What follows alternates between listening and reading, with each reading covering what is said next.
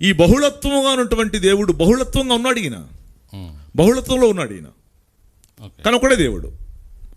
మనుషుల మేలు కొరకు వివిధ కాలాల్లో వివిధ రకాలుగా కనపడ్డాడు, అంతే. ఇప్పుడు జరిగించటం కోసం ఇప్పుడు దేవుడు ఒక్కడే, దేవునికి నరులకు మధ్యవర్తి కూడా ఒక్కడే. దేవుడు ఒక్కడే, 16 మంది ఉండరు. కానీ మన దేవుడు బహుళత్వం ఉంది ఈయనలో. బహుళత్వం అంటే తండ్రి, కుమారుడు, పరిశుద్ధాత్ముడు మనుషుల మేలు కొరకు 3 రకాలు కనపడ్డాడు. 3 తత్వాలు అనొచ్చు. 3 కనపడ్డాడు, 3 తత్వాలు. 3 రకాలుగా కాకపోతే 190 రకాలు కనపడతాడు. నీకెందుకు అసలు? నువ్వు కాఫీ కొట్టుకుంటే సరిపోయిందా? సో 3 రకాలుగా కాకపోతే 16 రకాలు కనపడతాడు. ఆయన క్యాపబిలిటీ అది. ఆయన మార్పు చెందని మార్పు లేనివాడు. ఆయన డ్వెల్లింగ్ గాడ్.